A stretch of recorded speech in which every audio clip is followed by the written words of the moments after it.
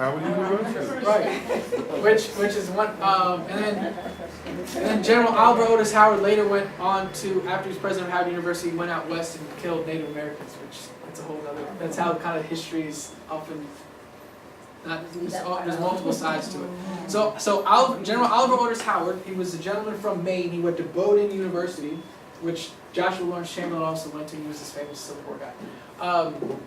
So Howard comes to Washington. He was the head of the Freedmen's Bureau of Abandoned Lands, which was started under President Lincoln. Andrew Johnson becomes president after Lincoln is assassinated. He was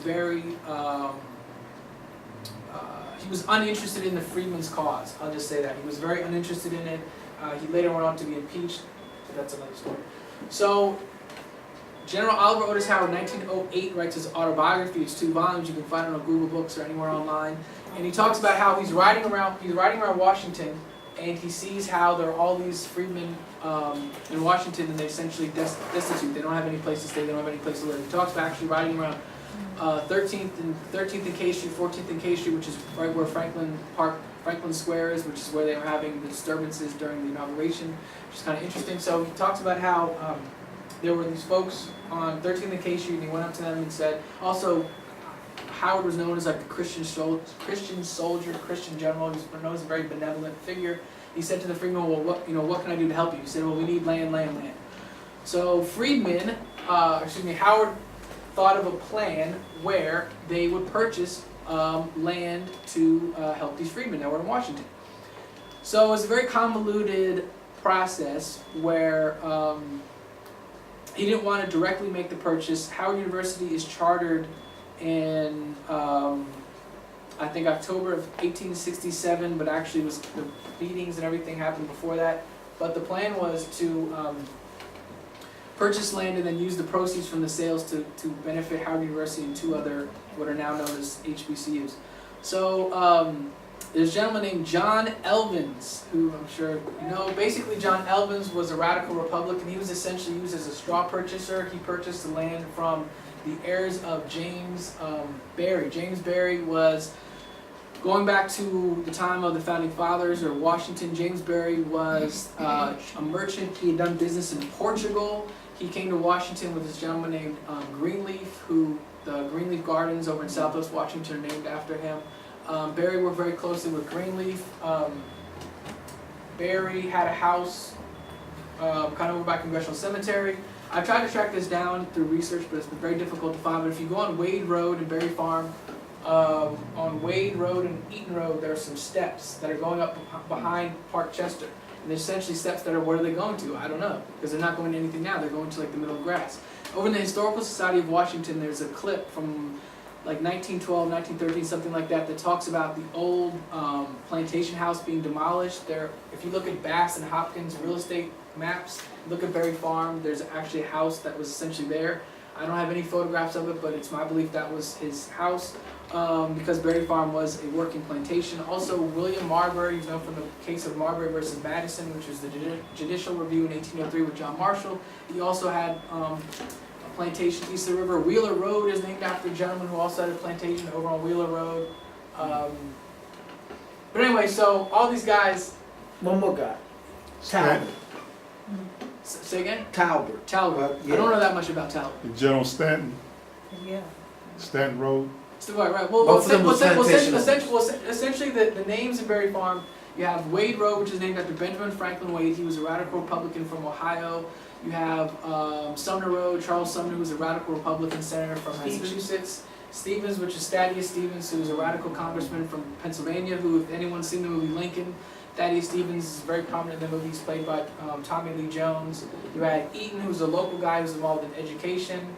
What's the other one? Elvins Row was named after John Elvins. Pomeroy was named after Samuel Pomeroy, who was a senator from Kansas, who was on the board of trustees at Howard University, who actually later went on. He later got in a whole bunch of trouble. And what are some other? Douglas Road, named after Frederick Douglass. Bruce Road, well, that's probably Blanche Bruce. He was a senator from Mississippi. Bruce Road, I guess that's up in, what is it? Bruce and Anger Place. Woodland. We used to call it Garfield. We used to call it Garfield. So you have, so in 1867, these guys get together, they buy 375 acres from the heirs of James Barry. There's a church down in Southwest Washington, St. Dominic's Church, that has this little thing that says this cornerstone was laid by one of the heirs of James Barry. Gilbert Stuart, who's this famous painter who painted George Washington, paints James Barry. So the heirs buy property from Barry family, which essentially extended from the water all the way up to what is today Alabama Avenue. Barry Farm, which is today thought of the 432, public unit, 432 unit dwelling of the Public Housing Authority, is very, very, very different than the original Barry Farm. The original Barry Farm is extremely expansive. Charles Douglas, who was Frederick Douglass's second eldest son, Charles Douglas comes to Washington and works for Charles Howard. Charles Howard was the brother of Oliver Otis Howard. He's a kind of a clerical worker in the Freedmen's Bureau.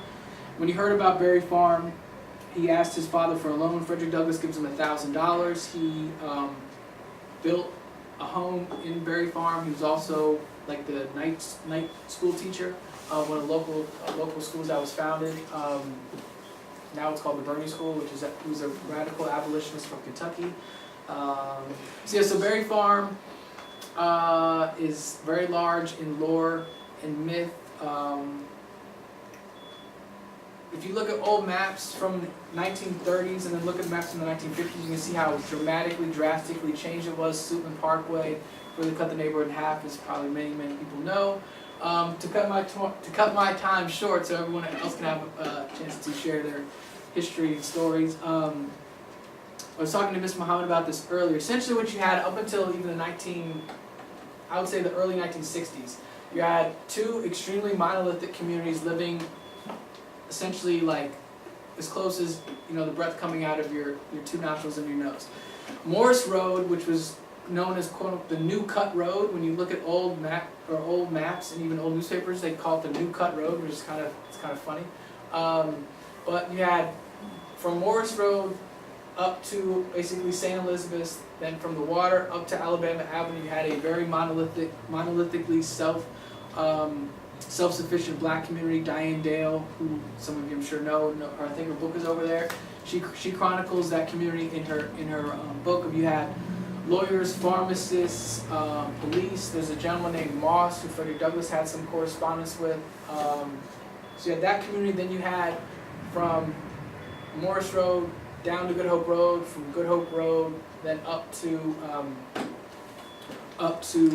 Alabama Avenue was essentially like a European community. You had a lot of Irish people. It was actually a pretty hard scrabble neighborhood. They had like honky tonk type clubs and stuff like this. Like it was like you said it's a very southern town. There were actually a lot of like bluegrass singers and clubs in 1930s and 1940s and 50s in Anacostia. There's this new movie out called the Anacostia Delta. It's this independent movie. And there's this gentleman named Roy Clark who grew up actually in Bellevue. He's like this pretty well-known, I guess you call it country bluegrass singer, but he grew up in Bellevue.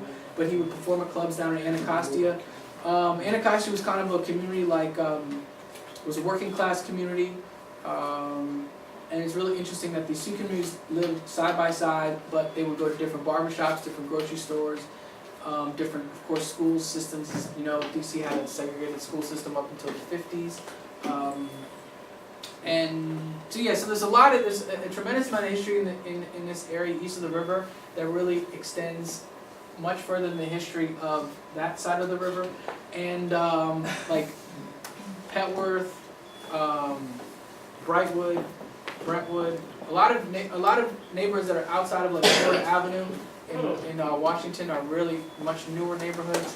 This neighborhood has a very, very rich history. Another thing that's fascinating is in the War of 1812, when the British were in Bladensburg and they were going to march on Washington, the residents of this was before Anacostia, they basically burned the bridge. So then the British had to go around through Bladensburg and another route to Washington.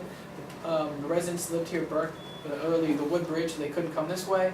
Does anyone know who Uncle Tom's Cabin, the name escaped? Josiah Henson. Does anyone know who Josiah Henson was? So Josiah Henson is essentially the real life inspiration for Uncle Tom's Cabin. He was born in Charles County in the 1790s. He later went on to write two versions of his book. He talks about in one book that basically on Sundays, which was the Sabbath, slaves would have the day to themselves. So if you had a little garden plot, or if you made little craft wares, you could bring it to, you could come all the way from Charles County up to Washington City. You had the Liberty Market, where the National Archives is today was a market, where the Historical Society was a market. You had Center Market, Liberty Market. Eastern Market is the only one of the old markets that still survives. So Josiah Henson talks about taking like a coach and coming up to Washington City on the Sunday to sell his products, and he talks about coming through, which is essentially Anacostia, St. Philip's Episcopal Church. If you go to the Anacostia Community Museum, they have a photo of the original church there. There are actually attendance records for that church at the Historical Society that go back to the 1840s. So there's obviously some community here before Uniontown was formed in 1854. But the problem is when you talk about Berry Farm and Anacostia issue, they're really completely separate. It's almost like it's like night and day, or it's, I don't know if that's good. It's like basketball and baseball, or it's like two very, very different things. And there really hasn't been much literature written on it. The Anacostia story is a very, very good book. And a lot of things are happening now, and so it's important for these discussions to happen. And I thank you for having me. Hopefully I didn't go too long. We thank you. I guess because I'm old, and I'm scared that I won't remember my two questions. Cause I was gonna wait to after Trish finished to ask questions. But I was reading and saw part what they called Berry Farms at one time was Potomac City, and the plots was that pre-Berry Farm era. What? I think what happened is, and you have even within neighborhoods, you have small little enclaves or small little neighborhoods. So what happened is within Berry Farm, you had Potomac City, which would have been north of Nichols Avenue, like Elvin's Road. I think would have been probably classified as like Potomac City. And then there was Hillsborough, which well on the old maps they had Potomac City and Hillsborough as well, we have Hillsdale, but also Hillsborough. Oh, really? And Yeah, early on. and when President Ulysses S. Grant in 1870, Washington in February of 1871 was given like a territorial form of government. Where a territorial form of government was the same that like Nevada had, or Wyoming, Montana, Arizona.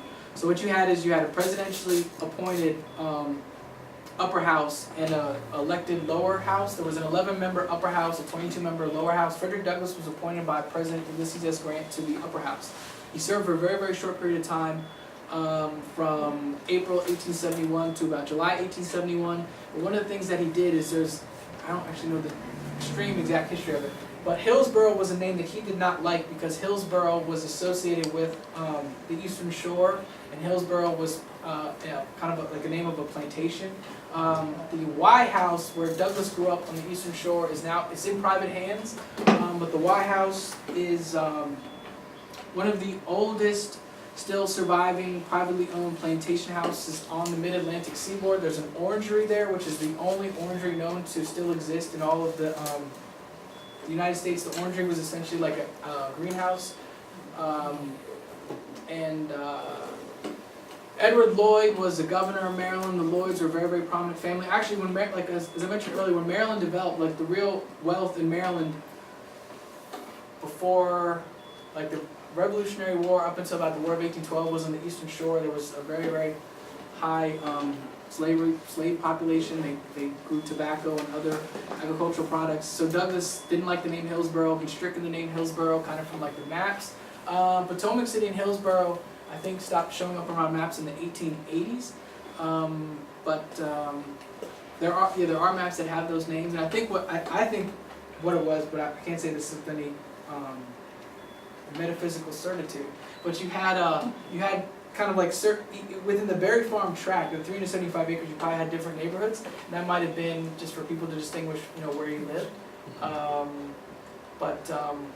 Also with Potomac City, like those of you know, like if you go down to Bellevue, the water that you see is actually not the Anacostia River, it's the Potomac. So I don't know if that had anything to do with it. Maybe like you could see the Potomac from that, because as you know, like with the Hillsdale, you have a lot of peaks and valleys. So as you kind of go up the hill, you can see the expansive panorama of Washington. So, I'm sorry? The Stickfoot branch, that's an excellent question. So the Stickfoot branch, if you look in, I think it's 1864, there is an article in the Evening Star and it talks about the Stickfoot branch. The Stickfoot branch on the maps, I think, ran basically down Howard Road to the water, the Signal Parkway, and sometimes I know the gentleman, he's about 70 years old, and he talks about, he grew up in the mud. And I've heard other people say like the mud, I know it's kind of like a very parochial type of thing to say, but if you look at actually like historic literature, they say Washington was a swamp and all this other stuff, but if you look at the map east of the river, essentially you had all the waters coming from the hills down into the Anacostia River, so it probably would have been pretty muddy. The whole bonus army, that's a whole other element to the history. So that was a really, really long answer to your question. But thank you, though. Thank you, though.